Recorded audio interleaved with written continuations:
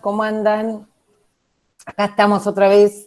Voy a estar así saludando cada tanto para que lo hagamos más amable, porque ya nos conocemos todos de un año transitado de encuentros tan particular, pero tan fructífero. Así que bienvenidos de nuevo y gracias por acompañarnos en estos últimos encuentros que no dejan de ser realmente valiosos para seguir incorporando los secretos y las pequeñas historias que tenemos en cada detalle de las escuelas y todo su cuidado y todo lo que nos enseñan a cada camino, a cada pasito que hacemos en este camino. Estamos ya Córdoba y Brasil, los vecinos de siempre, Olavarría, qué alegría. Bueno, muchas gracias por estar acá. ¿Cómo les va? ¿Cómo están? Hoy tenemos el encuentro número 29, la enseñanza de la ciencia y su historia.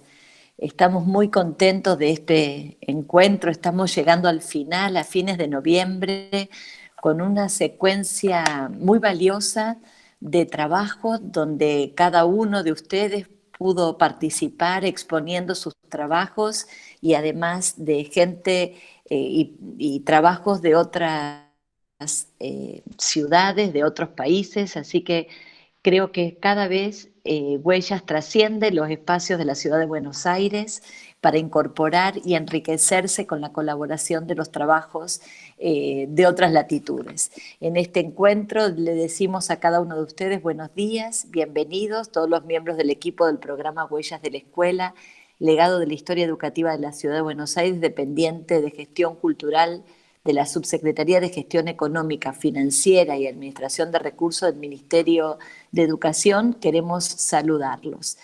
En el encuentro de hoy tendremos una parte de compartir las experiencias de Olavarría, de un equipo especializado muy rico que ha participado con nosotros desde hace muchos años, y también, como en los dos encuentros anteriores, un curso de capacitación especializado.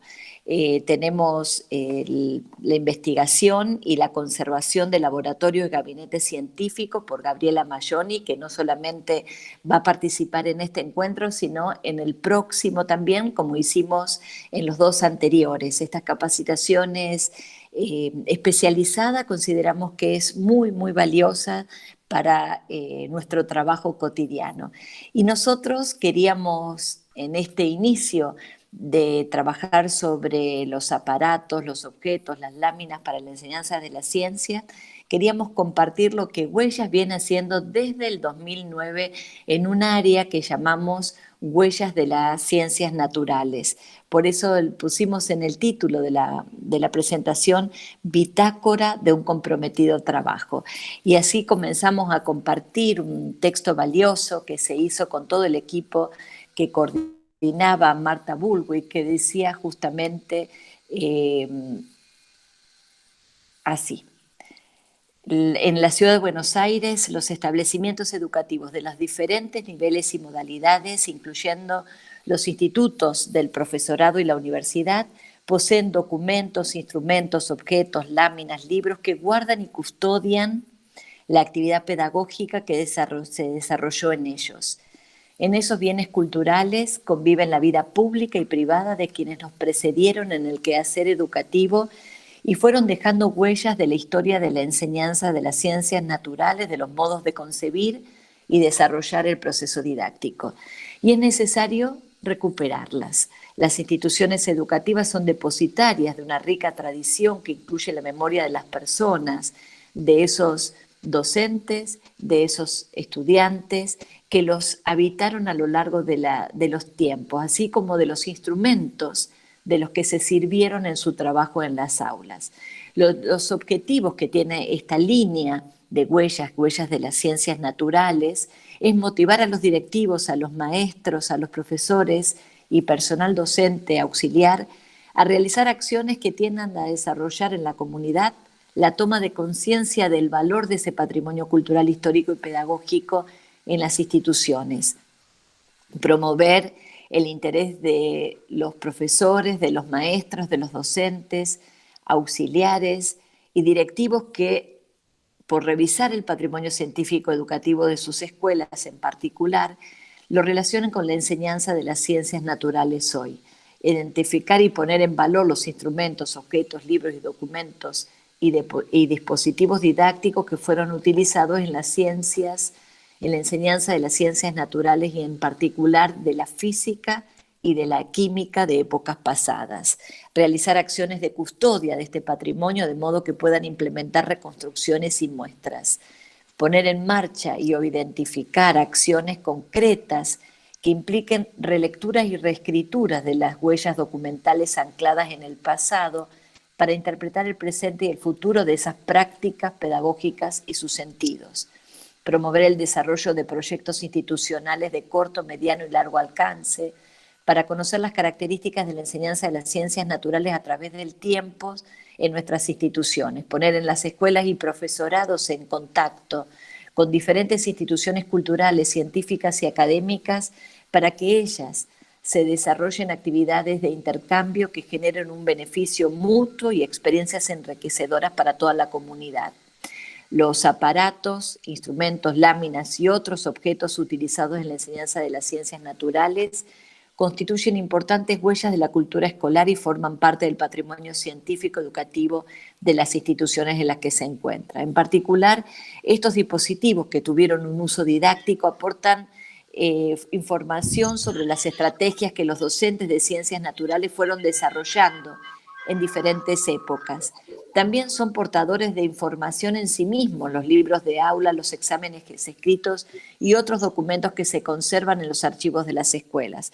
Por este motivo consideramos necesario promover una recuperación sistemática de estos objetos que se encuentran dispersos en las instituciones educativas, en los laboratorios, galpones, sótanos, despacho e incluso pasillos, y por esto en muchos casos están totalmente descuidados. Con esta puesta en valor se puede ir realizando un inventario y la identificación y catalogación de los objetos encontrados. Es muy común entre otras instituciones científicas compartir este inventario, porque muchas veces lo que se encuentra son algunas partes de esos objetos de enseñanza, de esos recursos didácticos, y este inventario elaborado y esta catalogación elaborada en colaboración acerca mucha información y hace mucho más sencilla esta investigación.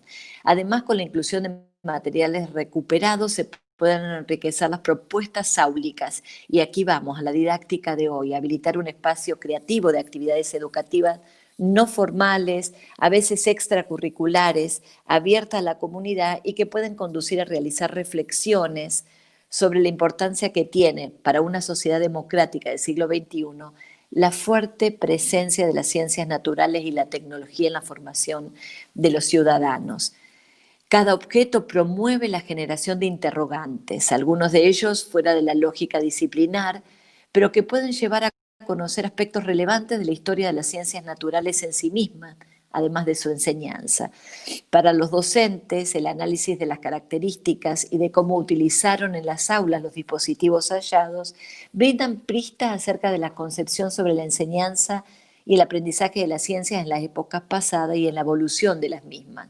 La información que ofrecen los instrumentos, tanto los que aparecen grabados en las etiquetas de las piezas como en los documentos que se pueden encontrar, resulta también interesante para conocer quiénes fueron sus fabricantes, quiénes fueron sus distribuidores, dónde fue la industria local o internacional donde esos instrumentos científicos se comercializaron para el uso didáctico. Son numerosas las acciones que se pueden desarrollar dependiendo fundamentalmente de las posibilidades institucionales y de los intereses y necesidades de la comunidad educativa.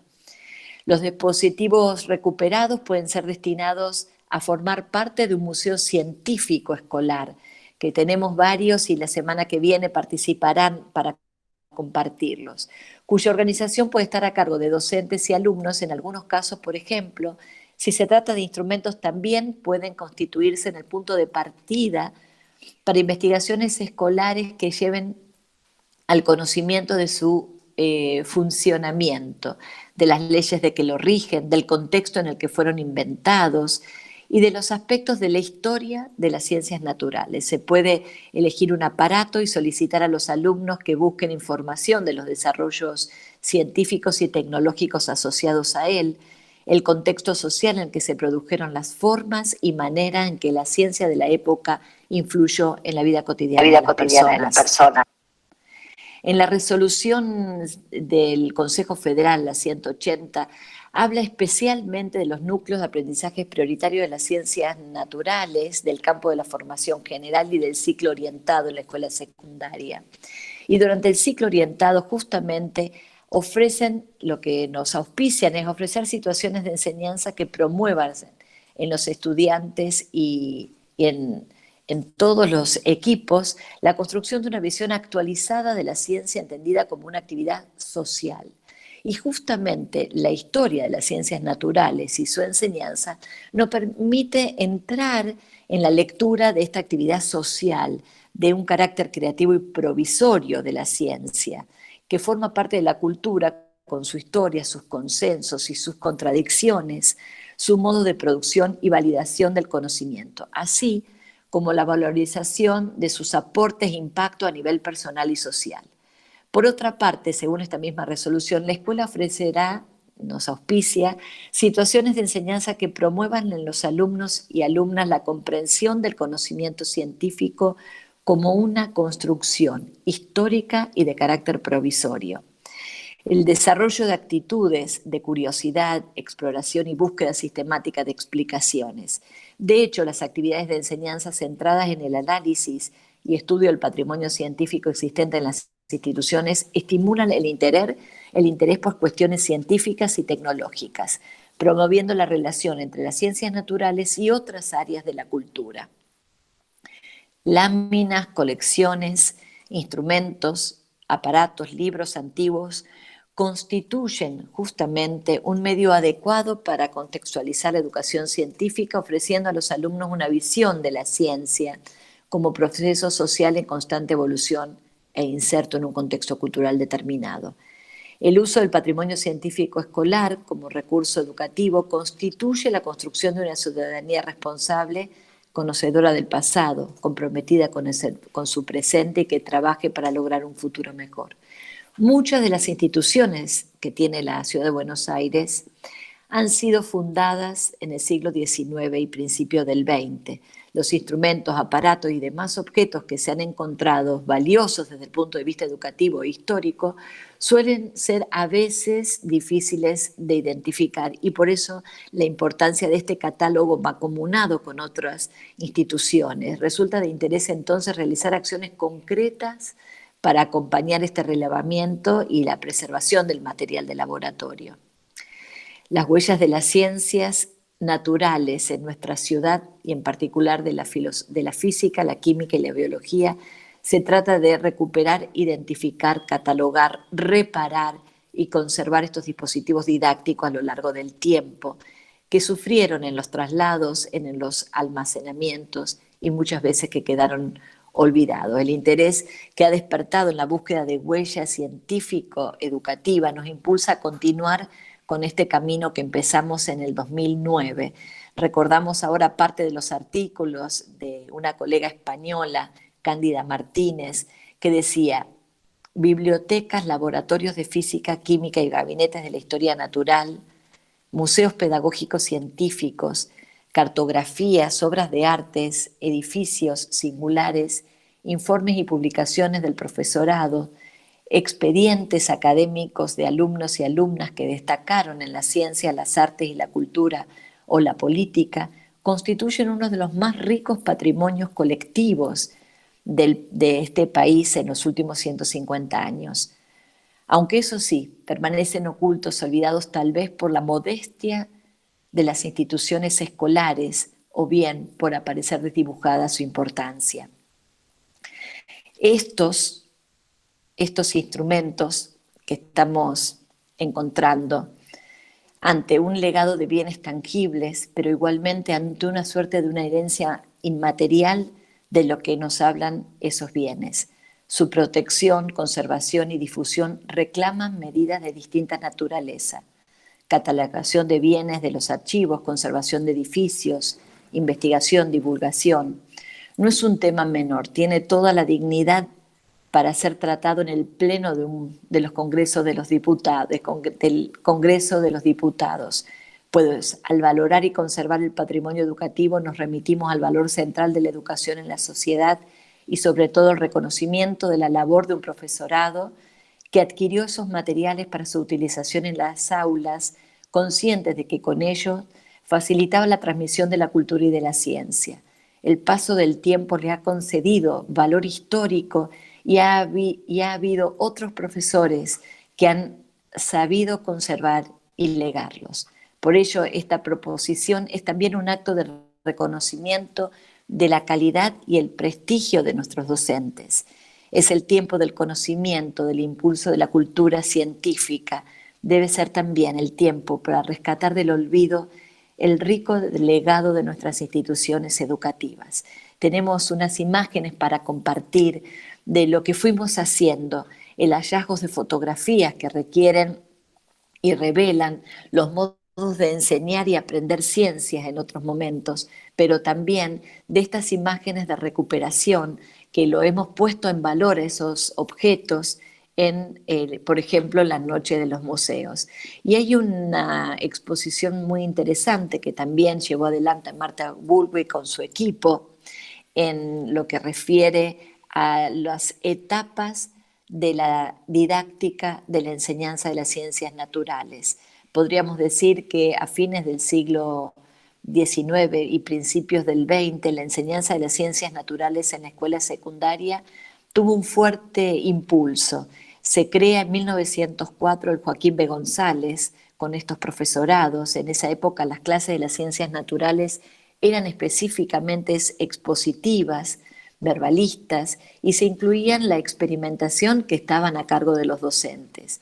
Luego, a mediados del siglo XX, con un proceso didáctico que se desplaza hacia los estudiantes en el cómo aprender, la función del docente como esa guía del aprendizaje con una concepción de Watson, aparece también la utilización de esa enseñanza, pero ¿cómo era? Programada.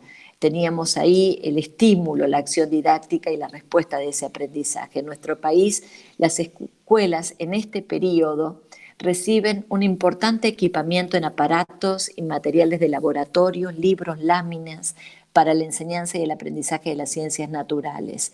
En contraposición a esta estrategia conductista surge la corriente del descubrimiento, que propicia las estrategias didácticas que promueven la realización por parte de los alumnos de actividades de exploración, motivación para la curiosidad del aprendizaje. Ese enfoque didáctico llegó hasta los años 60 y 70.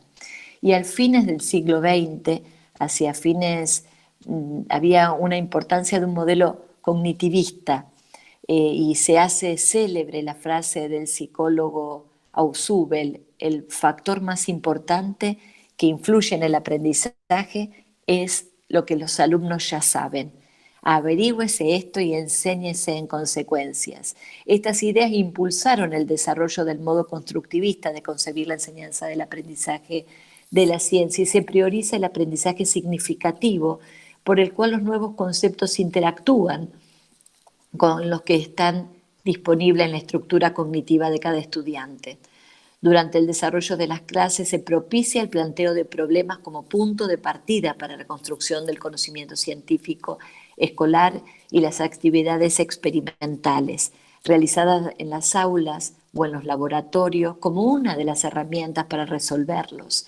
La transmisión de los productos de la actividad científica deja de ser el centro para dar lugar a una actividad didáctica que enriquece al alumno en las formas de pensar, hacer en los científicos, actividades que fortalezcan la construcción de un conocimiento científico escolar. Comienza a utilizarse Internet como un recurso de búsqueda de información que promueve el trabajo en grupo. Emerge como opción la enseñanza de las ciencias naturales, el enfoque de la ciencia, la tecnología y la sociedad, que promueve el tratamiento de cuestiones relacionadas con el impacto individual y social de la ciencia y la tecnología. Aparece esta mirada tan humana de las ciencias que antes llamábamos las ciencias duras. Respecto a estos espacios en los que se desarrollan las clases, se produce un cambio evidente en el mobiliario, los pupitres, las maderas son reemplazadas por otras fórmicas y con diseños adecuados al trabajo en grupo. A principios del siglo XXI, el comienzo del uso de las tecnologías de la información y la comunicación irrumpen en la vida del aula y se integran al desarrollo de las clases. Las actividades didácticas se focalizan en la resolución de situaciones problemáticas socialmente importantes que sean significativas para los alumnos, y de esta manera, a través de la participación en investigaciones científicas escolares, generalmente cooperativas, se promueve el aprendizaje por la indagación. Los alumnos no realizan solamente actividades de experimentales y pautadas por los docentes, sino por ellos también la planificación y el diseño.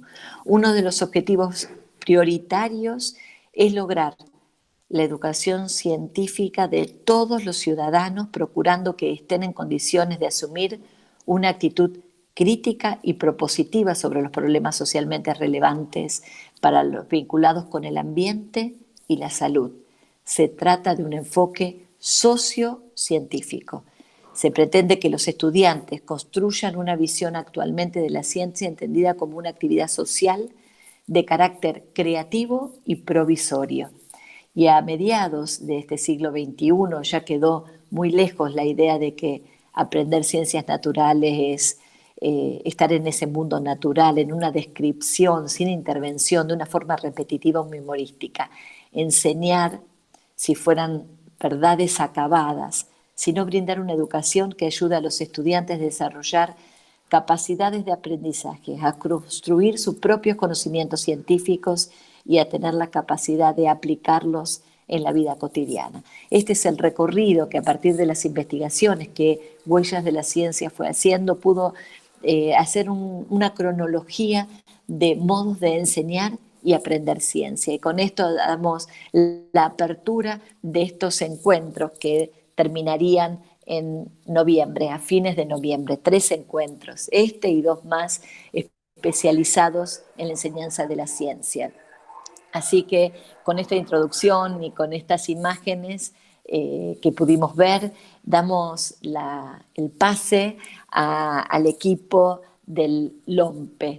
Este es un equipo que queremos mucho, es un equipo técnico del lugar de Olavarría, de la memoria pedagógica y escolar de María Inés Pires, y allí se encuentran pupitres, documentos, tinteros, y pertenece a un programa de extensión del Instituto de Formación Docente número 22 de Olavarría, de la provincia de Buenos Aires, dependiente de la Dirección General de Educación Superior y de la Dirección de Cultura y Educación de la provincia de Buenos Aires. Así que le damos el pase a este equipazo que tantos años juntos hemos compartido y que, bueno, adelante a compartir esta hermosa experiencia.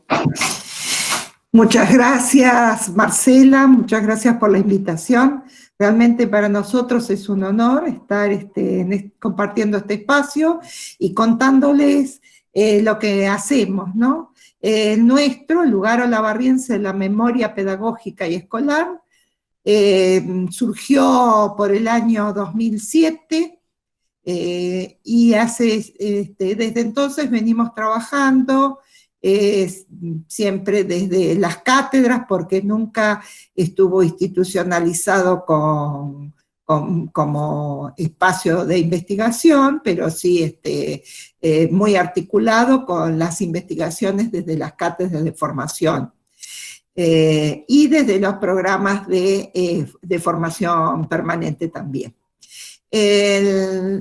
Queríamos irles contando quiénes somos y qué hacemos, y vamos a compartir una presentación. El equipo de hoy, por lo que veo, hay 2 compañeras que no se han podido conectar porque viven en lugares que tienen mala conexión. Estamos presentes, tendríamos que estar presentes la bibliotecaria del LOMPE, que es Acá estoy, Noemí. ¿Qué tal? llegaste, ¿Cómo estás? Sí. qué suerte. Bueno, María de Los Ángeles Salvatierra, una profesora, miembro del equipo técnico permanente del LOMPE, Rosana Ricciardi, que es la que estaba con peores problemas de conexión, y en este caso, y otra de las profesoras que conforman el equipo de investigación, que es Ana María Díaz y Estela Francia, y yo que soy Noemí Milton. Con Ana iniciamos este espacio allá en el 2007 con otra profesora, María Inés Piris, que falleció antes de que pudiéramos institucionalizarlo en 2010. Por eso lleva el nombre de María Inés Piris. Bueno, hechas las presentaciones de caso,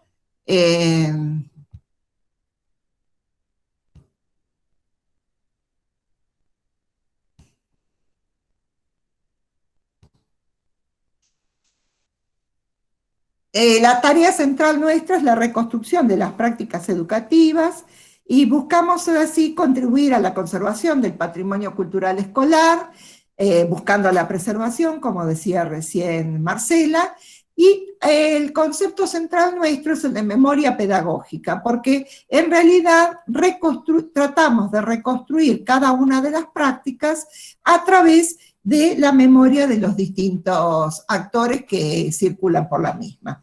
El programa es amplio, tenemos mucho material donado, la gente, sobre todo los docentes, nos donan sus materiales de trabajo, normalmente cuando se jubilan, pero también se acerca gente de otros espacios. Tenemos un programa de patrimonialización, de patrimonio material, un programa de formación en investigación, y lo central es el centro de investigación que busca permanentemente el trabajo en red, como en este caso con Huellas de las Escuelas, y la difusión y la publicación de los trabajos que se hacen. El trabajo primero, por donde nosotros iniciamos, fue por la conservación de libros de textos y manuales escolares, porque recibimos en donación 2 colecciones enteras, una de una maestra y la otra de una docente que tuvo un recorrido importante en el desarrollo de la educación especial en el país. Y el otro puntal inicial fue la conservación de cuadernos y carpetas escolares y cuadernos y carpetas didácticas de los docentes.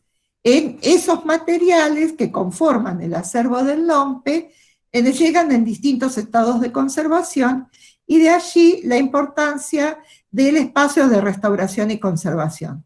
En la provincia de Buenos Aires no existe la posibilidad de cubrir por planta orgánico funcional el cargo ni de archivólogo, ni de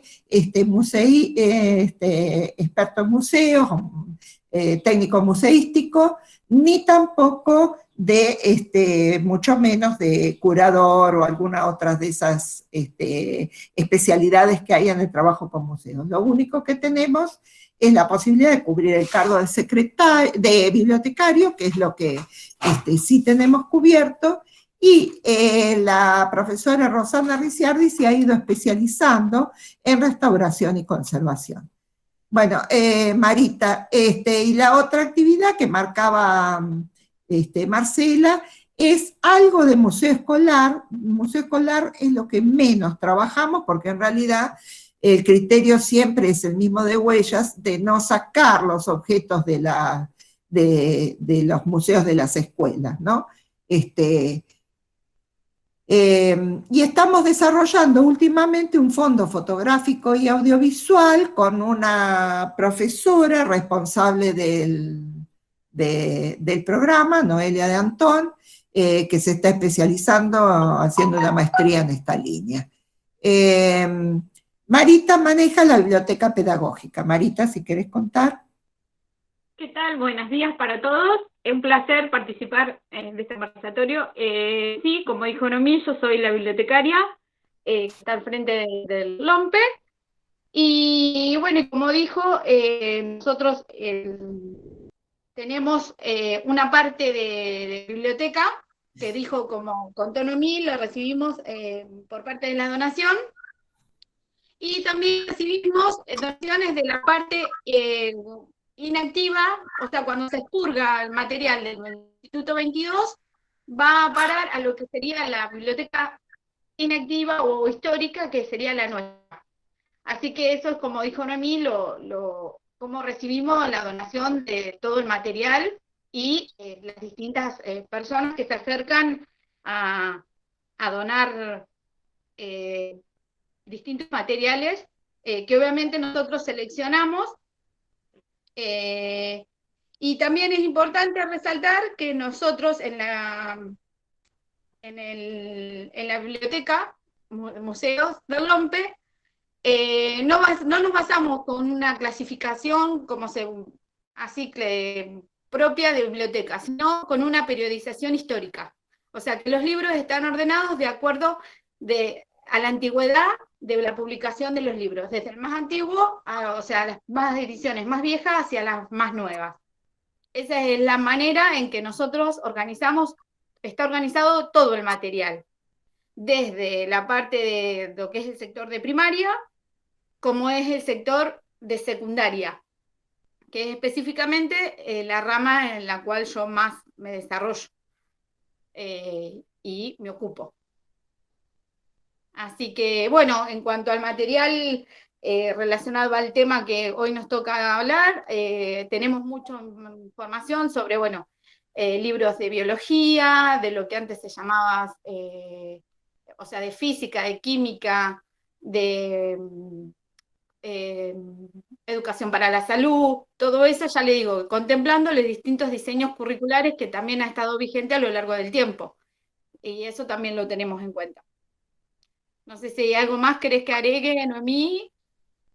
Y lo que tenemos también es un archivo histórico de documentación y lo que tratamos de tener completa es la colección de diseños curriculares. Lo que tenemos es de provincia de Buenos Aires, sobre todo, y estamos buscando ampliar esta línea. El trabajo lo manejamos a través de distintos dispositivos, el de encuentros de memoria pedagógica, los talleres, pero lo central es el acompañamiento y asesoramiento a investigadores y la búsqueda de material para esos investigadores. En la foto del 2009, en el centro, se encuentra María Inés Piris, y a su lado, de naranja, está la profesora Sara Palma, la investigadora Sara Palma, que fue nuestra primera referencista metodológica, ¿no? Junto con María Inés Piris, que fue nuestra referencista histórica. Bueno, ahora le vamos a contar una experiencia de trabajo para contextualizar cómo trabajamos específicamente en el área de ciencias naturales. Ana, la presentación de la profesora Ana. Ahí actuó la posibilidad de poder conversar con ustedes. En principio, bueno, agradecer a Noemí y a Marcela la posibilidad de poder estar con ustedes hoy. Y bueno, es mucho lo que tenemos que decir, pero tenemos que ser muy acotadas en el tiempo, así que lo vamos a hacer con un enfoque un poco rápido, después en todo caso podrían hacer preguntas. La red de escuelas rurales en realidad se inicia antes de la pandemia, ¿sí? En el año 2018 y 2019, ahí ustedes pueden ver fotografías donde nos encontramos en ese periodo, donde, pudimos llegar hasta tener el auspicio de la municipalidad.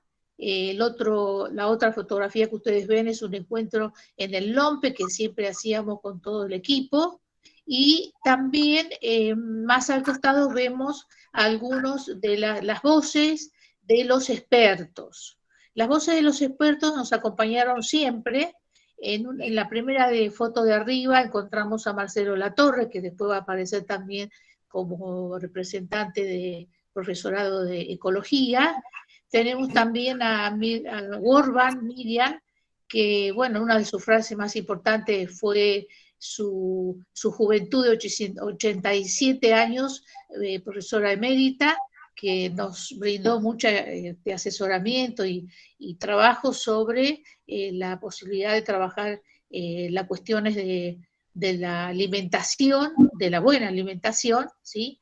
Y más abajo nos encontramos con Mayra Caballero, que es otra especialista de la uva, también que nos acompañó mucho tiempo, no solo en el periodo de poder ir a las escuelas, sino también en pandemia, lo mismo que Gorban. Gorban también es emérita de la UBA.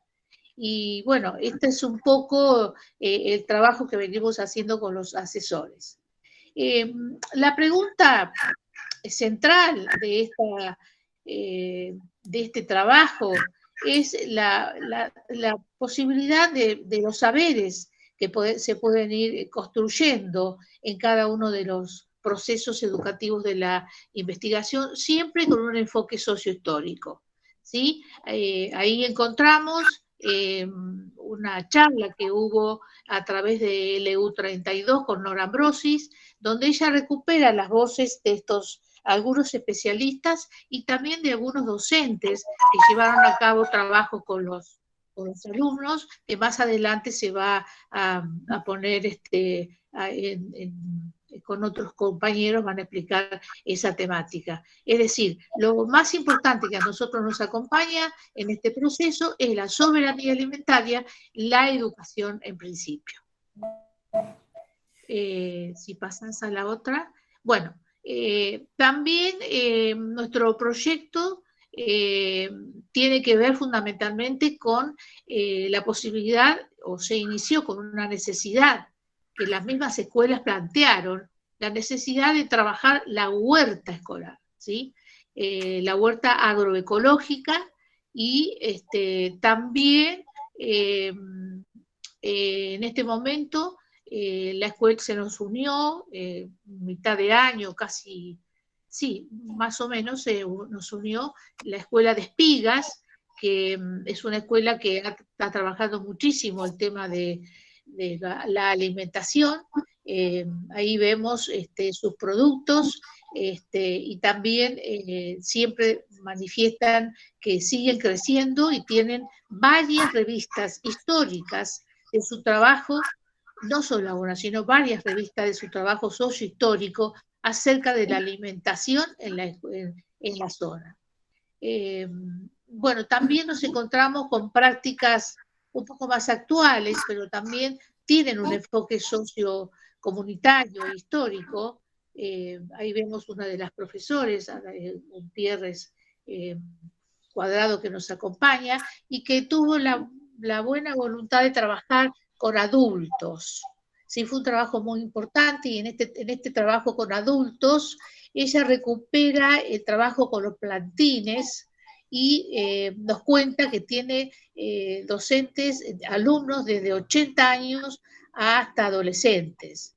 Y en este momento está recuperando plantines y también, lo más importante, la posibilidad de que sea un emprendimiento para el hogar. Es decir, que todo lo que se planta se usa luego para la alimentación de los propios hogares, porque aquí participan padres, abuelos, tíos, es decir, hay una gama, es decir, esta pandemia, incluso ella lo manifiesta en uno de los encuentros, de alguna manera nos ha unido, digamos.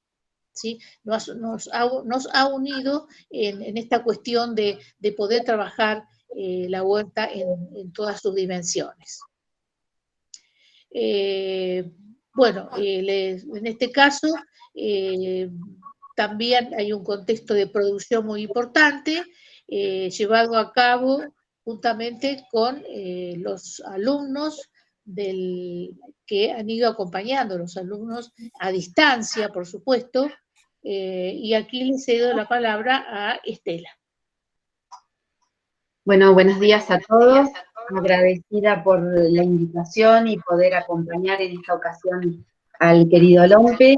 Pensar en la reconstrucción del contexto de producción, pensar en las voces que estuvieron en práctica y en trabajo constante, es pensar también que hoy las prácticas de las ciencias naturales se han mudado un poco más insistentemente al hogar, ¿no? Están más instaladas en la casa.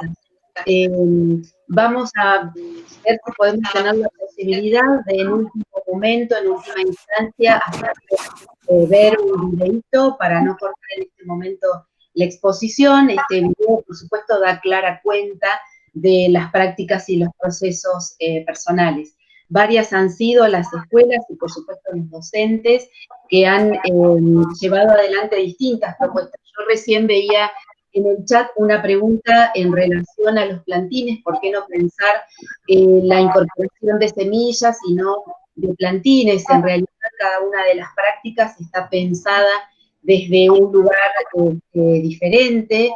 En el caso de la docente, están trabajando para también fortalecer y ampliar la situación económica, por lo tanto, está más encuadrado dentro del marco de un microemprendimiento y fue pensado desde esta manera, avanzado desde esta manera.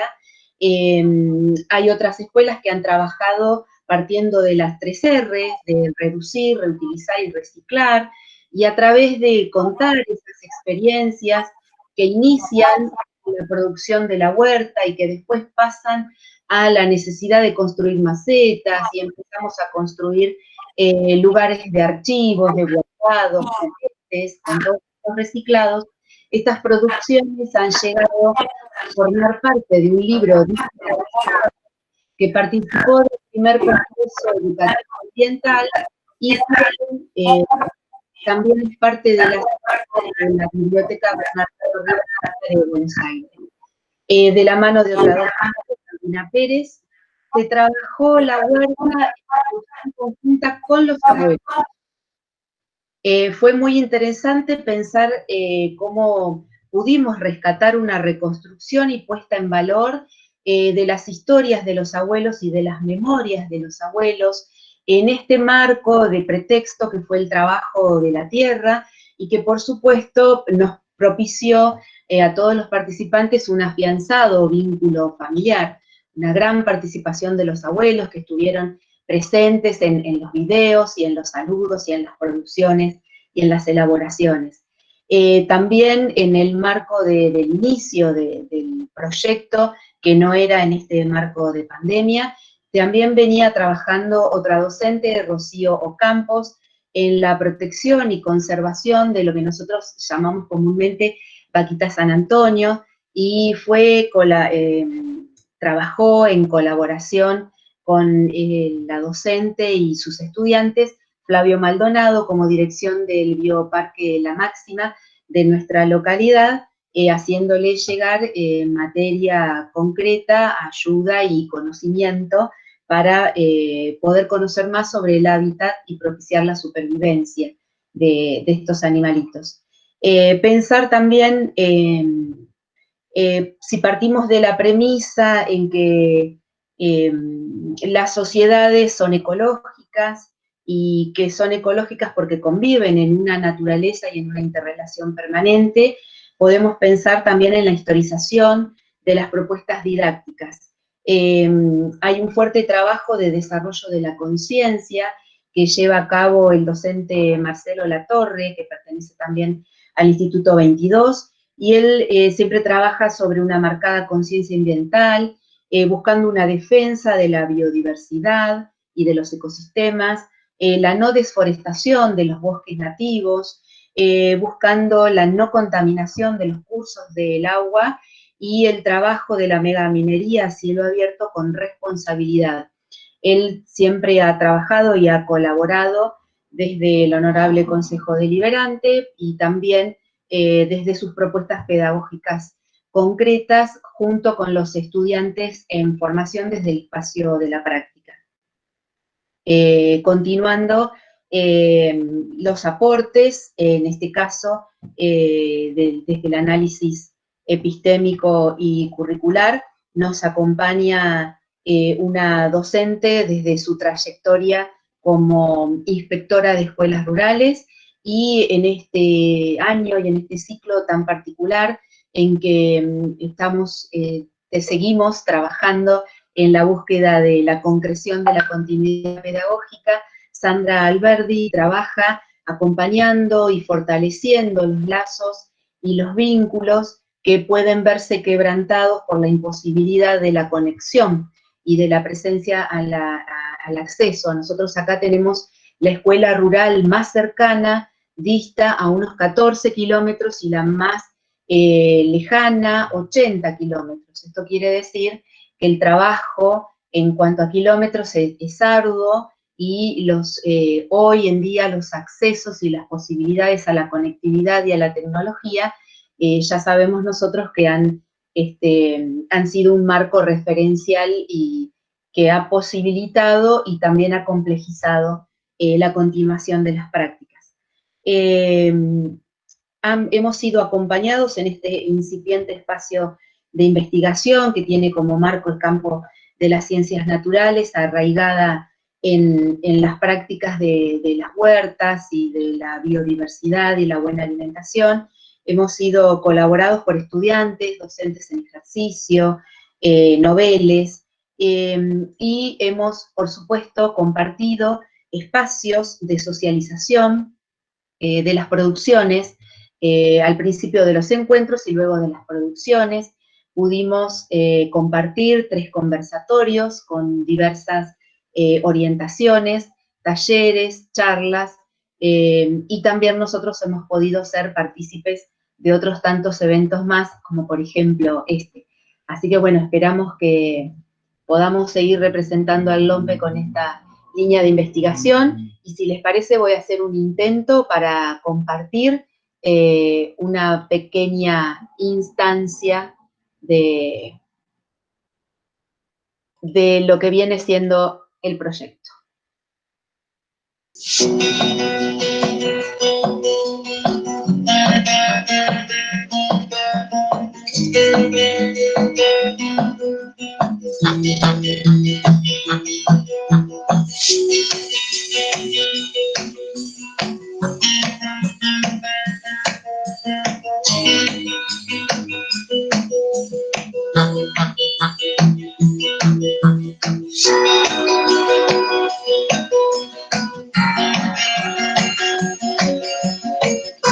Bueno, y en esta cuarentena motivarnos a producir nuestros propios alimentos.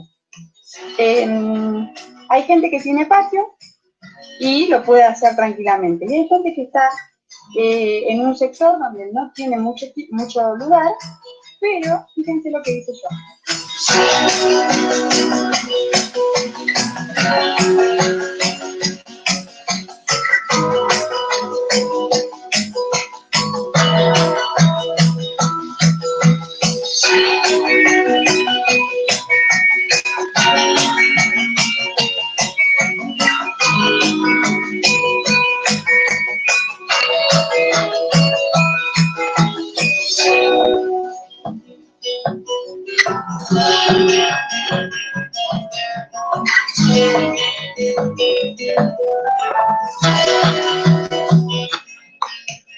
Hola, buenas tardes, soy Tomás. Esto lo hice con una botella.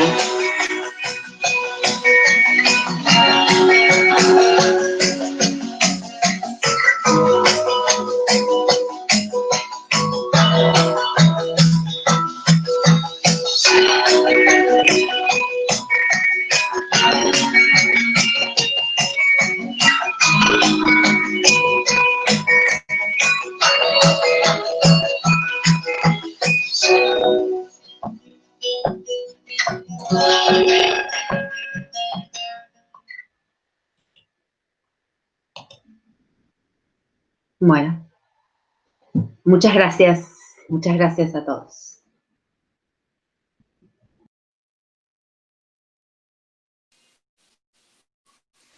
Gracias por compartir este hermoso y gran trabajo. Felicitaciones, realmente son un equipo colaborativo en la recuperación puesta en valor de ese patrimonio y el análisis de las prácticas para fortalecer el futuro, ¿no? Cuando uno interpreta cómo fue el recorrido didáctico, puede entender lo que estamos haciendo y para dónde ir. Así que, bueno, muchísimas gracias y vamos a la segunda parte, que es la capacitación específica que en este último tiempo estamos incorporando, así que ahora nos la presenta Tatiana. Hola, buenos días a todos. Siguiendo con el encuentro de enseñanza de la ciencia, queremos dar la bienvenida a este espacio a Gabriela Mayoni. Ella nos va a realizar una presentación sobre la investigación y conservación de laboratorios y gabinetes científicos de enseñanza. Gabriela es licenciada en Conservación y Restauración de Bienes Culturales. Es doctora en Antropología con una tesis sobre colecciones, museos y enseñanza de la historia natural en los colegios nacionales argentinos hacia finales del siglo XIX. Actualmente trabaja en el Museo de Farmacobotánica de la Facultad de Farmacia y Bioquímica de la Universidad de Buenos Aires con un proyecto de investigación y valorización de su patrimonio científico. Gabriela Mayoni nos ha acompañado en el programa Huellas, dando capacitaciones sobre conservación de objetos de ciencia. Gabriela, te damos la bienvenida. Hola Tatiana, hola a todos y todas, hola Marcela, bueno, muchas gracias en principio por la invitación, un placer colaborar siempre con el programa Huellas, y nada, y felicitarlos por todo el camino recorrido, y felicidades también al proyecto de LOMPE, que la verdad un placer haberlo conocido. Felicidades a todos, y bueno, y algunos ya me conocen, algunos han participado en algunos encuentros que hemos hecho los años anteriores. Lo que quiero proponerles es pensar un poco la conservación de los gabinetes y los laboratorios desde las primeras acciones, que es principalmente conocer lo que tenemos enfrente, ¿verdad? Conocer esas colecciones, conocer esos objetos, conocer esos espacios que se nos presentan, que descubrimos, a veces objetos que descubrimos escondidos en armarios o en algunas puertas que por años no se han abierto, como muchas experiencias y casos han sucedido. Voy a hacer referencia a muchas cosas que ha señalado justamente Marcela al comienzo de la charla, porque tiene que ver con todas estas diversas aristas, ¿no? Esta multidisciplinariedad que nos propone acercarnos a los gabinetes y los laboratorios científicos.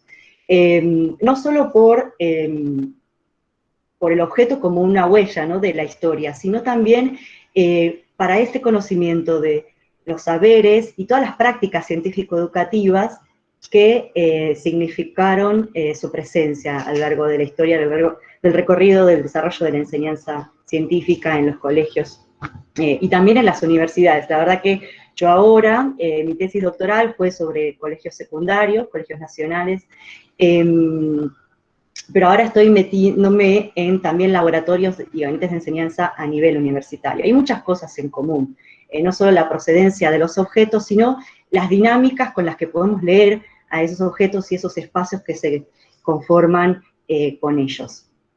Y entonces en este punto, por eso la propuesta es investigación y conservación, entendiéndolo como algo que no conviene que se disocie, ¿no? Cuando necesitamos conservar algo, no solo son las cuestiones técnicas, sino también conocerlo en todas sus dimensiones, histórica, social, cultural y también material, que ahí es donde también voy a hacer algunas referencias.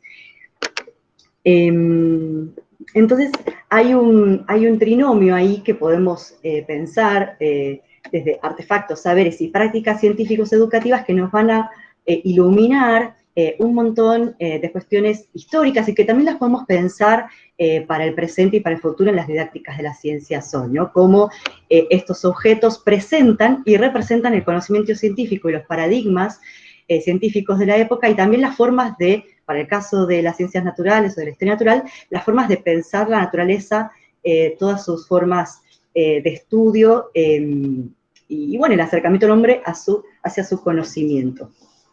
Voy a compartir algunas imágenes, a ver si puedo, desde aquí.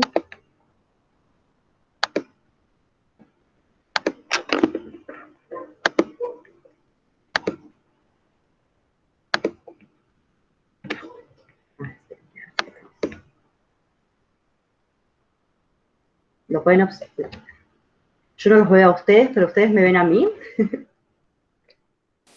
Sí, te vemos chiquitita. Ah, perfecto. Bueno, voy a hacer un recorrido de imágenes para poder ir profundizando en esto que les propongo. Esta, por ejemplo, es una foto del Gabinete de Historia Natural del Colegio Nacional de Corrientes hacia 1893. En mi investigación doctoral, donde yo me dedico a la educación secundaria, específicamente al contexto de los colegios nacionales, encontramos indicios, o sea, como esta sistematización de adquisición de materiales y de formación de gabinetes para ciencias naturales bastante tempranamente, ya en 1860, 1870, con antecedentes en colegios privados de hacia mediados del siglo XIX, que luego muchos se van a ir convirtiendo en colegios nacionales y que van a ir adoptando estas formas de enseñar la naturaleza en esa época. Por ejemplo, en los colegios nacionales, la asignatura Historia Natural, que incluía zoología, botánica, paleontología, geología, mineralogía, o sea, está muy amplio. Después, durante el siglo XX eso se va a ir separando. Aparece en 1870, y con ello una sistematización por parte del Estado de la adquisición de muchísimos elementos. Como vemos acá, lo que conocemos muchos de los objetos que llegan al día de hoy, ¿no? Las láminas, los modelos, también los esqueletos, muchos especímenes conservados, embalsamados o en frascos, en formol, montados sobre peanas, etc. Otro de la misma época, este es el Gabinete de Historia Natural del Colegio Nacional, no, el anterior es de Córdoba, perdón, este es el de Córdoba, Gabinete de Historia Natural del Colegio Nacional de Córdoba, o sea, el Colegio Nacional de Montserrat, hacia 1893, y este es el de Corrientes. Como vemos también, ¿no?, la adquisición de armarios, una gran cantidad de colecciones completas de modelos tridimensionales, colecciones completas de minerales, de rocas y fósiles. Pero también encontramos transformaciones que van teniendo estos gabinetes a lo largo de, o sea, hacia finales del siglo XIX y en el tránsito del siglo XX, como mencionaba Marcela, vamos a tener, por un lado, una forma de presentar la naturaleza bien representativa, donde el objeto que pueda describirlo va a estar en prioridad, y como traer, ¿no?, la naturaleza hacia el gabinete o hacia el laboratorio y tratar de representar la mayor diversidad posible, los principales grupos de seres vivos, rocas, los fósiles según el avance de las investigaciones en esa época, pero también empieza a aparecer hacia finales del siglo XIX, ¿no?, los intereses por los trabajos prácticos y la experimentación, ¿no? También proveniente, hay docentes, ¿no?, que van a estar impulsando ciertas prácticas científico-educativas que tienen que ver también con la forma en la que ellos estudian la naturaleza, ¿no?, los investigadores, los científicos estudian la naturaleza en su momento, que van a ir siendo trasladadas a las formas de enseñanza en colegios preuniversitarios o escuelas normales también. Entonces vamos a ver, si ahora vamos a profundizar un poco sobre las fuentes, vamos a ver una transformación en relación a esto, donde va a haber en algunos gabinetes más espacio para mesas de disección o para guardar aparatos, instrumentos de medición, etc. Hacia finales del siglo XIX, además de una naturaleza más representativa, vamos a encontrar la incorporación en programas de trabajos prácticos de fisiología, ¿no?, tanto botánica como zoológica, análisis de identificación de minerales, ya en manos del alumno. Por un lado va a ser, vamos a tener obviamente experimentos donde es el docente el que manipula los aparatos, pero también ya había muy tempranamente una idea de que el alumno empezara a experimentar y a conocer a través de los ejercicios prácticos los diferentes contenidos, ¿no? Diferentes elementos de la naturaleza. Pero también y todo esto va conviviendo a medida que va avanzando el tiempo, en algunos casos se da en simultáneo. También vamos a encontrar la característica de algunos gabinetes donde en cantidad y en calidad van a ponerle prioridad a la incorporación de elementos recolectados y coleccionados por docentes o incorporados por donaciones o aficionados de los alrededores con elementos de los alrededores de las localidades. Por ejemplo, este es uno de los casos que yo estudié, por ejemplo, es el Museo de Historia Natural del Colegio Nacional de Concepción del Uruguay. Este colegio tuvo la particularidad de que se contrató a un científico, Pablo Lorenz, que había sido en su momento contratado para la Academia Nacional de Ciencias, que después pasa a ser profesor de ciencias en el Colegio Nacional, con un contrato donde explicita que debe montar un museo de historia natural en la región, en el Colegio Nacional, y va a aspirar en algún momento a ser el Museo de Historia Natural Provincial. Así que muchos intereses, muchas prácticas que se cruzan en estos ámbitos educativos y en algunos casos también con aspiraciones científicas para sus docentes de producción de conocimiento. Por ejemplo, en laboratorios de química también, en muchos casos, daban servicios, no eran los únicos laboratorios químicos de la región y daban servicios de identificación de sustancias o de minerales, análisis de aguas en las regiones. O sea, había un servicio también público. Es muy interesante, cada contexto educativo, ámbito educativo tiene su particularidad. En su momento mi tesis iba a ser la educación secundaria en general, ¿no? Abarcando colegios nacionales y escuelas normales, pero me di cuenta de que iba a ser muy difícil generalizar. ¿Por qué? Porque los colegios nacionales han tenido unas dinámicas particulares y las escuelas normales otras, las escuelas privadas otro tanto, aunque obviamente hay elementos en común y que es lo que permite, ¿no? Una investigación bien profunda permite brindar elementos que, cambiándonos de ámbito educativo, podemos seguir cruzando y pensando estos espacios de los artefactos, los saberes y las prácticas científico-educativas. Los dos fotos que comenté antes, esta y esta, son del Colegio Nacional de Buenos Aires, ya hacia 1910, donde se veía ya una impronta bastante marcada en relación al laboratorio. Mismo se llamó, hace comienzos, en 1903 ya se llamaba Laboratorio de Historia Natural, y no gabinete o museo como en otros casos. Así que estas tres formas convivían en muchos casos. Tenemos los materiales como láminas, herbarios, modelos tridimensionales que se compraban en el extranjero porque no había una industria local. Tenemos los materiales recolectados por los propios docentes o compradas con intereses para que poder a esa enseñanza incorporar los conocimientos de la naturaleza local, y también el interés que van a enfatizar algunos docentes y se va a ver más evidente en el desarrollo de algunos gabinetes, de la experimentación, ¿no? Así que hay que tener en cuenta estos tres aspectos que a lo largo del tiempo, ya digo, desde 1870 en adelante, como decía bien Marcela, hasta bien avanzado el siglo XX, van a estar conviviendo y van a estar dialogando, y es interesante que nosotros podamos, cuando entramos al gabinete, identificar qué cosas responden a qué. Y entonces, como fuentes históricas, uno de los mayores desafíos que tenemos es justamente cruzar las diferentes características, ¿no?, que tienen las fuentes, empezando por los objetos que llegan hasta el día de hoy y que se conservan en las instituciones educativas, como decía bien Marcela, los catálogos comerciales, en muchas instituciones se conservaron, en otras no tanto. Por suerte hoy en repositorios digitales extranjeros podemos encontrar, por ejemplo, Gálica, de la Biblioteca Nacional de Francia, o Hattie-Trust de Norteamérica, muchos materiales digitalizados y que están en libre acceso. Por suerte eso en los últimos años ha avanzado mucho y se puede tener muchas referencias, además de todo lo que es posible de encontrar en las bibliotecas y en los archivos de las propias instituciones, ¿verdad?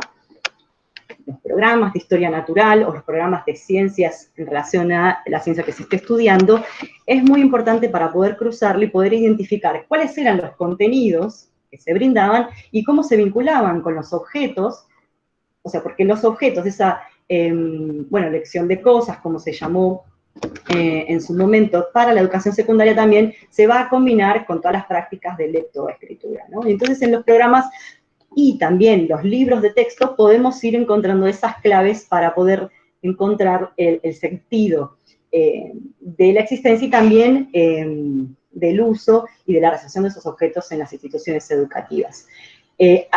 Buenos Aires, por ejemplo, y también en el interior del país, desde muy temprano también del siglo XIX, mantuvo una tradición bastante importante de publicación de apuntes, de libros de texto por los docentes que daban las clases. Así que eso es bastante interesante. Yo en mi tesis, en el anexo, puse énfasis en mostrar todas estas fuentes que están completamente descentralizadas, más de 5, 6, 7 bibliotecas, para recolectar los programas que pude reconstruir de los colegios nacionales casi todos los años, entre 1870 y 1900, también los textos vinculados a las enseñanzas de historia natural en ese periodo. En la tesis también hay un listado y todo el material digitalizado. Y es importante para entender por qué, por ejemplo, en un texto como Rudimentos de Mineralogía, el profesor incluía investigaciones recientes, contemporáneas, ¿no? Esto es 1869, de las investigaciones sobre minerales de la región de Cuyo, por ejemplo. Y podemos entender por qué en Cuyo, en los gabinetes, por ejemplo, de San Juan, van a ponerle énfasis a un museo mineralógico y el propio rector y los profesores de historia natural van a armar especialmente colecciones de mineralogía en esos gabinetes de historia natural. Es súper interesante esa relación. Y bueno, y las memorias institucionales y los textos legislativos, como también puede ser no solo las memorias de instrucción pública, sino también todo lo que fue debates de diputados y senadores, como también el Registro Nacional, donde salen los decretos, podemos encontrar interesantes elementos para pensar el tránsito, ¿no? de esas instituciones, cuáles eran los intereses, obviamente tomando muy cuidadosamente estas fuentes, porque las fuentes oficiales sabemos que ya para su producción tiene una selección de la información, o sea, los rectores enviaban la información a los ministerios y el ministerio publicaba lo que consideraba, muchas veces eso era recortado, o también el carácter que tenían esos informes eran de demanda o de ensalzamiento de algunas de las acciones de las gestiones, claramente.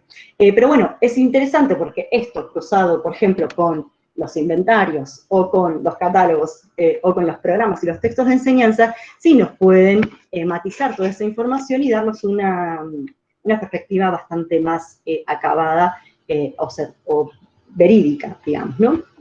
Y los inventarios resultan fundamentales en este punto, y una de las novedades que pude incorporar también para mi tesis doctoral, que me han comentado en el Archivo General de la Nación que ha sido muy poco trabajado, son los registros contables que se conservan en el Archivo General de la Nación, Fondo de Contaduría del Ministerio de Justicia, Culto e Instrucción Pública, que hay desde finales del siglo, desde 1880 principalmente, hasta avanzado el siglo XX, que es súper interesante, porque ahí realmente están los expedientes de compra de Ángel Estrada y de otros intermediarios para el equipamiento de las escuelas. Y tenemos ahí, yo, bueno, me enfoqué claramente en los colegios nacionales, pero también se relevaron escuelas normales y también escuelas, cuando empezó a abrirse las escuelas especiales, como la Escuela de Comercio, está el expediente de la Escuela de Comercio también de Buenos Aires,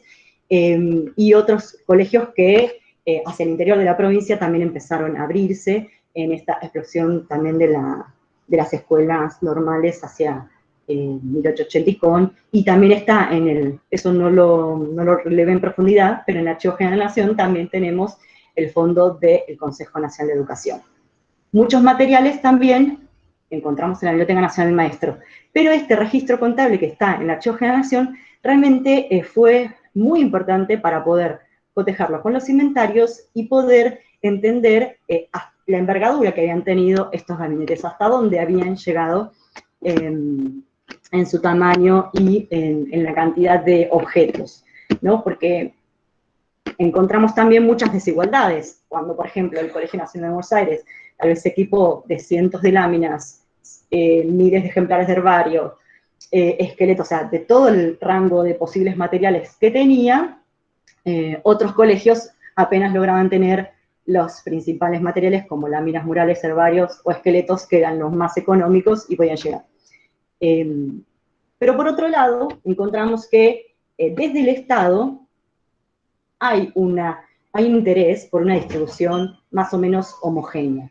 Pero sí es importante tener en cuenta que la actuación docente en cada gabinete, en cada laboratorio, realmente marcó la impronta, porque eran los que demandaban, porque eran los que armaban las listas de materiales.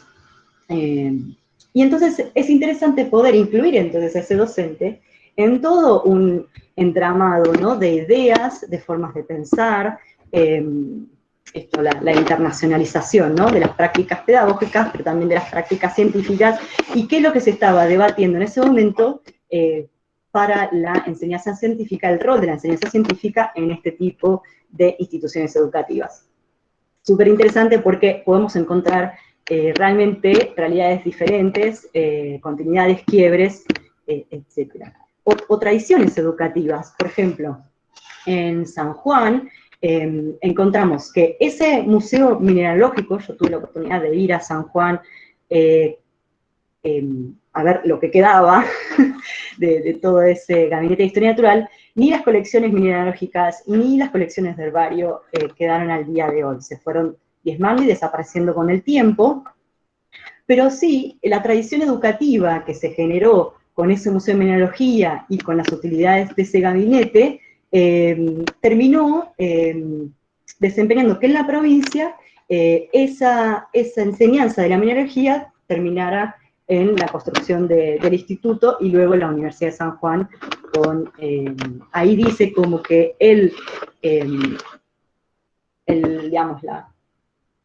antecedente más antiguo de la Universidad de San Juan, de la Facultad de Mineralogía, fue ese museo mineralógico del Colegio Nacional de San Juan. Así que mucho para indagar. Y volviendo a los objetos, como decía Marcela, tenemos muchísima información. Cuando hablamos de fuentes históricas, no solo documentos, no solo libros, no solo los catálogos, no solo los inventarios y los expedientes de compra, sino que también recabamos muchísima información en los objetos. ¿Y qué significa esto? Para mí, como conservadora, restauradora y también investigadora, para mí todo esto tiene que ver con la conservación del objeto y con lo que yo necesito conocer y saber del objeto para después tomar acciones y decidir sobre esos objetos. Entonces, en los objetos encontramos muchísima información, números, etiquetas, que nos cuentan, no solo nos identifican el objeto, sino que nos cuentan sobre las prácticas científicas y educativas por las que están creadas. Por ejemplo, un modelo anatómico tenía la función de replicar o de alguna manera reproducir una disección de un animal o de una parte del cuerpo humano. También las rocas y minerales estaban clasificadas según un sistema científico que estaba legitimado y que respondía a ciertas convenciones científicas que estaban en boga en la época. Como en un modelo Brenne podíamos también conocer cómo cuál era su nombre científico, la familia, por lo que podemos entender, sacando la información, que estaba clasificado por un determinado sistema, como es el de Engle. Así que es súper importante que al momento de conservar, tengamos en cuenta lo que estamos investigando, porque toda información en el objeto es valioso para poder situarlo en un contexto, ¿no?, histórico, social y cultural también. Cultural de la ciencia, cultural de la educación, y de la historia en sí misma, económica, política también. Por ejemplo, las cartelas que también vienen adosadas, muchas veces estas cartelas informativas quedan separadas de los objetos y su reconstrucción o su identificación se hace muy dificultosa. Pero otra propuesta que les traigo es conocer la materialidad, conocer los objetos, también desde el análisis de los materiales con los que se componen. Por ejemplo, las fibras de papel que pueden componer un modelo en papel maché o una lámina, poder conocer las estructuras anatómicas, si tienen capa pictórica, poder identificar si se trata de una capa, de una capa de naturaleza proteica o de aceite. Todo eso es importante para poder saber qué hacer luego. Y además, bueno, ni hablar de todo lo interesante que tiene que ver el análisis de los materiales de estos objetos, no solo los objetos artificiales, sino también los vinculados a las técnicas de preservación de elementos naturales, para una historia también de la tecnología escolar, de la tecnología de los materiales científicos. Les traigo aquí también un estudio que hemos hecho, por ejemplo, de una capa pictórica en el INTI.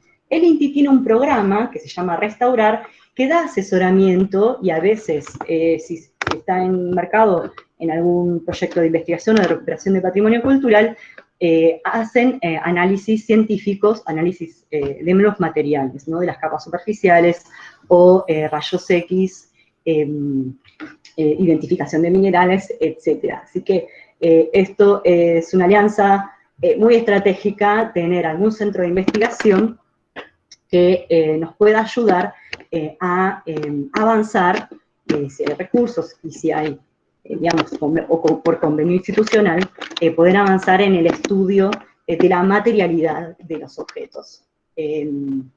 Es súper importante poder incluirlo también dentro de la investigación, pero en función, obviamente, también de la conservación y de la puesta en valor. ¿Por qué? Porque a veces encontramos esto, encontramos los materiales abarrotados, sin un cuidado aparente, o los encontramos, no sabemos exactamente los deterioros que están afectando esto, encontramos los deterioros mecánicos, pero también están los deterioros producidos por las condiciones medioambientales, la sensibilidad que pueden tener estos materiales, o podemos encontrarnos así. Sí. Así. Seguramente muchos se sentirán identificados, otros no, pero más allá de decir, uy, mira cómo lo encontré, es decir, bien, me enfrento con esto, ¿cómo actúo en consecuencia? En otras ocasiones que he tenido yo la oportunidad de colaborar con Huellas, he enfatizado mucho en la capacidad que puede tener el docente en gestionar y armar planes, ¿no?, de conservación y de puesta en valor, donde obviamente la investigación, el examen, la identificación está en la base de la pirámide y es donde tenemos que volcar el mayor esfuerzo, porque es en ese conocimiento y en esa identificación donde nosotros vamos a poder garantizar la seguridad, o sea, vamos a aumentar la seguridad de los bienes. Simplemente porque sabemos que existen, y entonces cuando se faltan nos damos cuenta, pero además generar antecedentes institucionales de que ese objeto fue mirado, fue ordenado, fue organizado, etc. También yo he dicho en muchas oportunidades que nosotros somos una instancia en la vida de los objetos. Los objetos nos trascienden, están desde antes de nosotros, van a estar después, y que todo lo que hagamos en el momento en que nosotros nos cruzamos con ellos va a ser muy importante y muy determinante para su preservación a futuro. Entonces, escribir informes, armar estrategias, planificar, generar, poder tener todas las firmas posibles de compromiso, de preservación, de las autoridades, ni hablar de todo el trabajo en el llano, no el trabajo de campo, que es con los chicos, con los docentes de concientización y del trabajo colaborativo, ¿no?, como el que hace Huellas, para poder trabajar sobre ese sentido de pertenencia que es realmente, lo creo personalmente y profundamente, que es el que va realmente a garantizar la sustentabilidad de las acciones que se realicen y de la preservación del patrimonio en su defecto. Bueno, acá también las realidades de los objetos con los que nos podemos encontrar, ¿no?, dentro de los gabinetes. Pero podemos hacer muchas cosas, y a veces es una cuestión de sentido común, otras veces no tanto. ¿Qué pasa con las instituciones educativas? Donde, por ejemplo, como el programa de Huellas de la Escuela trata de allanar con todo el trabajo colaborativo con especialistas de diferentes disciplinas, que es súper importante eso. Y es la conservación preventiva. ¿Por qué? Porque las instituciones a veces, como comentaba, ¿no? No tienen los recursos suficientes para el personal o para contratar a los especialistas o simplemente para generar una organización de trabajo en función de la preservación de esos materiales históricos.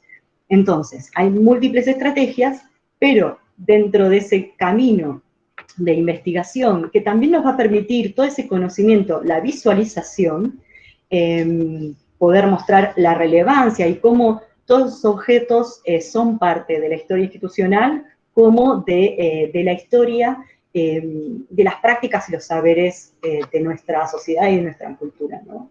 Tienen muchos niveles y es muy relevante. Y entonces, bueno, las pequeñas acciones como la conservación preventiva permiten en los cortos y medianos plazos estabilizar las piezas y mantenerlas en condiciones hasta una siguiente etapa. Por ejemplo, un proyecto de puesta en valor es fundamental que esté pensado en etapas, etapa 1, etapa 2, y que una vez que se avanza en una, se pueda seguir con la siguiente sin tener que volver a cero. Porque muchas veces lo que pasa es que nos encontramos con materiales que alguna vez fueron inventariados, que alguna vez fueron restaurados, pero no hay registros, no hay informes, no hay inventarios, se sabe por el historial, porque me contó tal, o porque la profesora que estuvo en su momento, o el profesor, tenía conocimiento. Pero en muy pocas ocasiones de las instituciones que yo he recorrido, he encontrado informes o instancias de documentación de esas intervenciones o de esas acciones que se han realizado en algún momento en la institución. Entonces, hoy desde la conservación, restauración que propone obviamente un desarrollo de la profesión cientificista, ¿no? Basada en el método científico, la investigación y la documentación resultan primordial. No solo para poder registrar lo que estamos haciendo en este momento, sino simplemente también para poder facilitarle el camino a los que vengan después de nosotros y que puedan saber más, menos, bien, cómo se haya podido hacer lo que efectivamente hicimos y que en el futuro puedan analizar y puedan evaluar a través de toda esa documentación que nosotros generamos las condiciones y las necesidades que va a tener el patrimonio más adelante. Súper importante. Entonces, organizar, reutilizando los muebles, organizando los espacios, lo que está muy deteriorado, guardarlo en cajas, se pueden comprar cajas en la industria, se pueden preparar cajas a medida. Hay muchas, digamos, instancias, hay materiales hay varios artículos de la conservación, materiales que son aptos para la conservación a mediano y largo plazo de cualquier tipo de objeto, principalmente materiales basados, por ejemplo, en algodón, para lo que son telas o papeles. En lo que se refiere a los plásticos, lo que yo digo siempre, las 3P, ¿no? El polipropileno, el polietileno y el poliéster, sean bolsas, en fin, en placas, en espuma, son, digamos, los más aptos para la conservación. Todo lo que es hilos de algodón, telas de algodón, la llamada cinta hilera, que sirve mucho para sujetar. Materiales como el pluribol o la goma espuma realmente no son materiales para dejar los materiales en un estado de preservación a largo plazo. A lo sumo son muy momentáneas, sirven para traslados, sirven para amortiguar golpes, pero no es recomendable que se guarden o se conserven objetos por muchos años en ese tipo de materiales. Entonces, de un armario completamente caótico, donde los objetos se rozan entre sí, podemos visualizarlos y organizarlos en cajas o en diferentes estanterías con su correspondiente identificación. Una anécdota que tuvimos nosotros en el trabajo de conservación que hicimos en el Gabinete de Zoología del Colegio Nacional de Buenos Aires es que esta organización que hicimos en el armario terminó modificando de alguna manera, digamos, sí, podríamos ser, cambiando las prácticas de acceso que tenían los docentes a estos materiales, dándole por lo menos unos 5 minutos más de atención a lo que estaban haciendo. A veces los modelos o las láminas iban y venían del aula al armario sin mucho detenimiento de cómo se manipulaba o dónde se estaba apoyando, etcétera, que con el simple guardado en una caja o en una funda, una bolsita con su rótulo, el docente tenía que hacer un ejercicio para encontrar lo que necesitaba y además ya ese contenedor le servía para llevar al aula y mostrarlo en la clase. En un caso nos contó un docente que decía que un alumno le dijo, profe, ¿por qué está este modelo en una caja? Y el profe le dijo, porque es importante y hay que cuidarlo.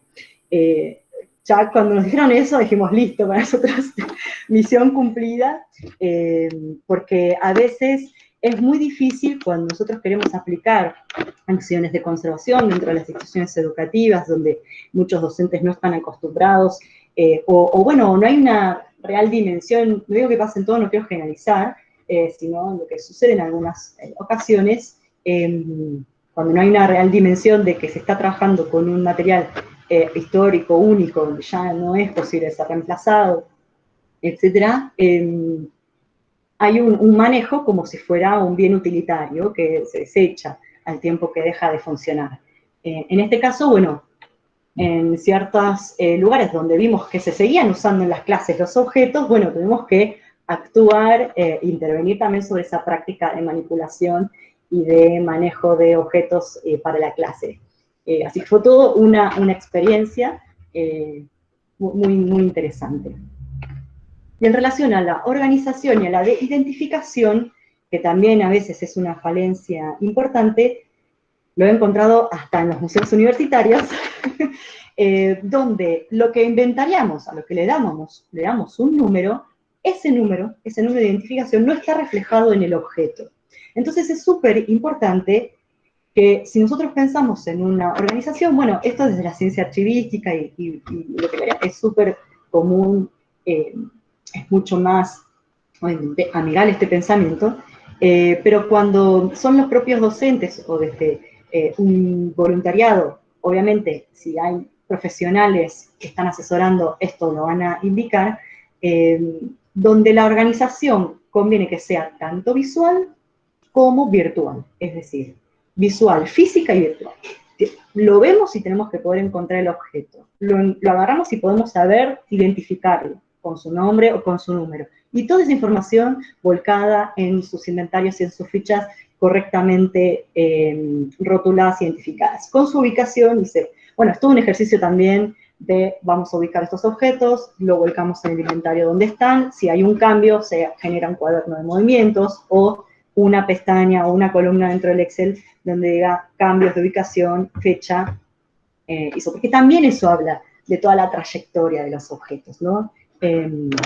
Hay marcos teóricos, ¿no?, de la antropología que hablan de la biografía, objetos, de los tránsitos, de los trayectos.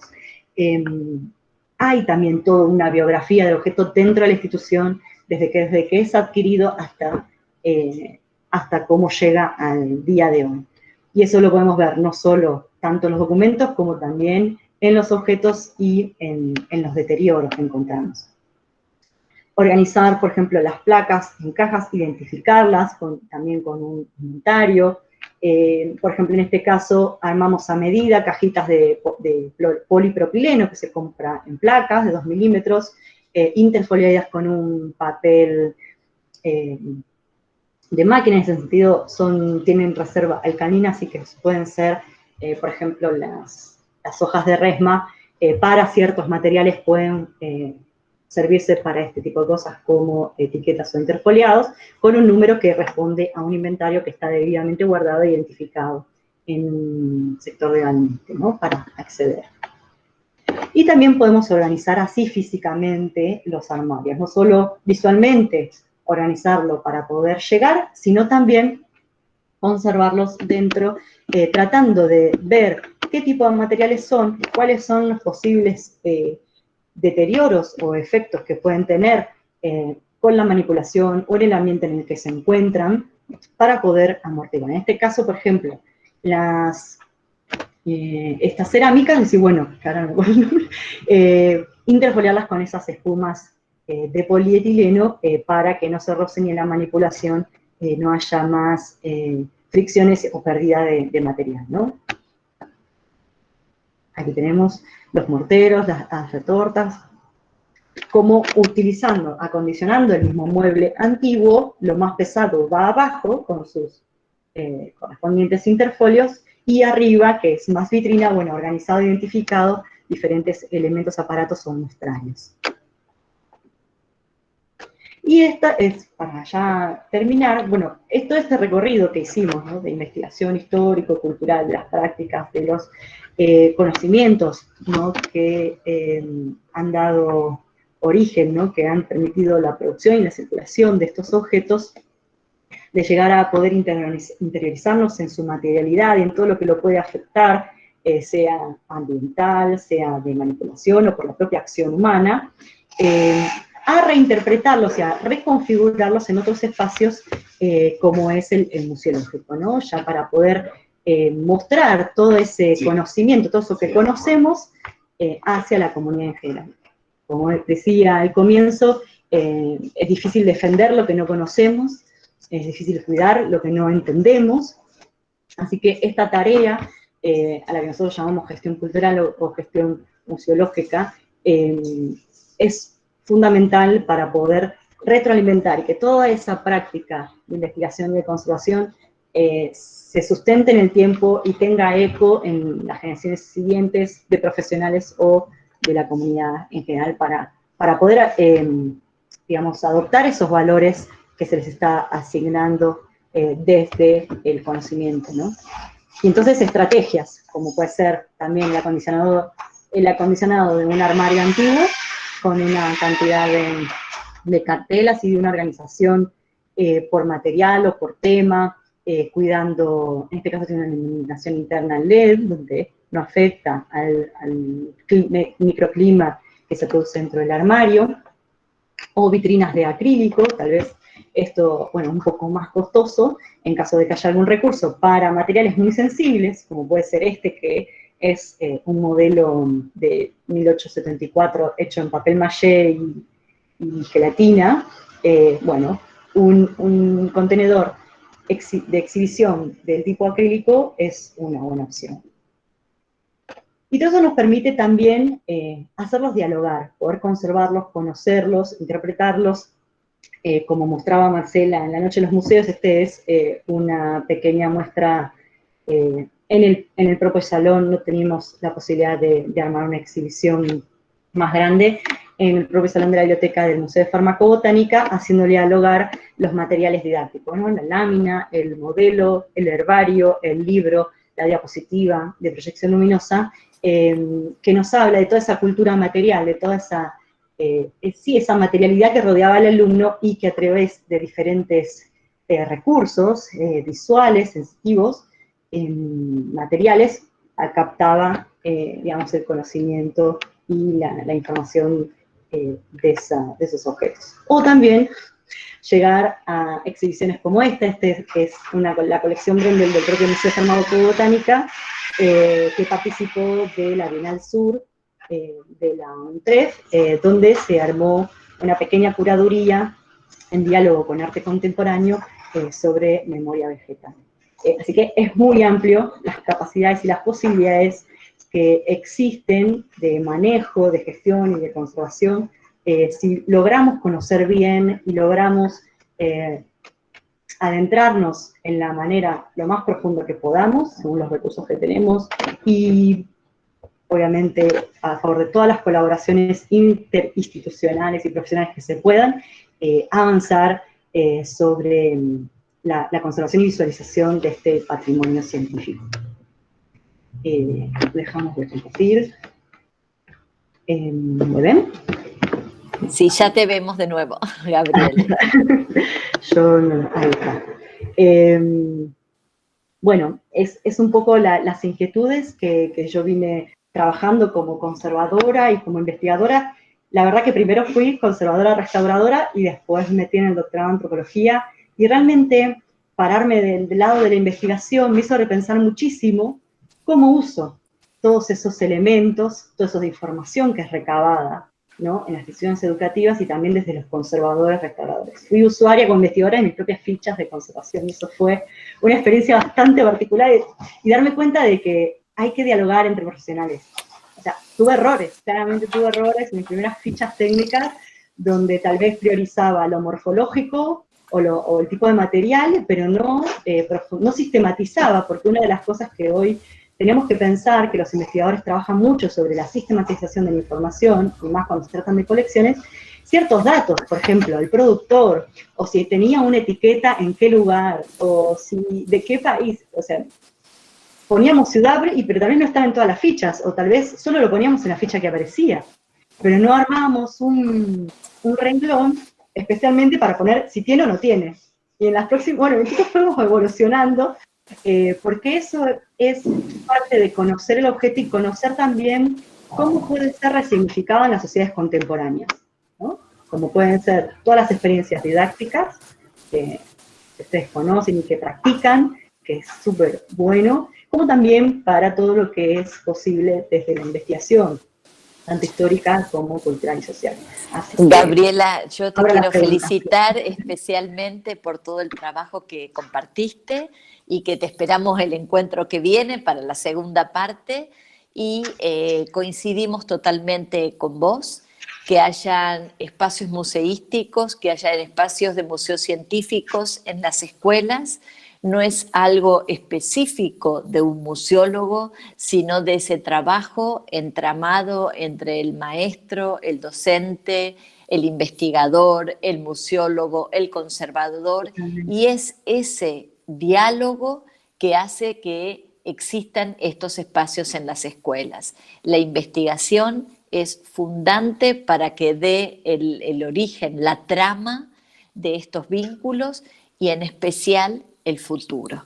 Sabemos que todo lo que estamos haciendo y resguardando es para la mejor educación que podamos con nuestras instituciones y adentrarnos en la identidad de la historia de nuestras instituciones, los que nos proyecta el futuro. Así que saludamos a todos los equipos que nos han venido escuchando durante todo este tiempo, agradecemos en particular y decimos que nuestro equipo del programa Huella está conformado por Tatiana Kravet, María Guerrero, María Milagros Cortiñas y Flavia Rinaldi y estamos dispuestos, como decimos todos los encuentros, a acompañarnos y a acompañar el cómo y el qué educar, porque la historia siempre tiene que advertirnos, tiene un ejemplo, tiene que decir, como cuando la historia es nuestra historia, es la historia de nuestras instituciones y la historia de nuestra ciudad. Así que muchísimas gracias a todos, Gabriela, hasta el próximo jueves y que tengan una buena semana.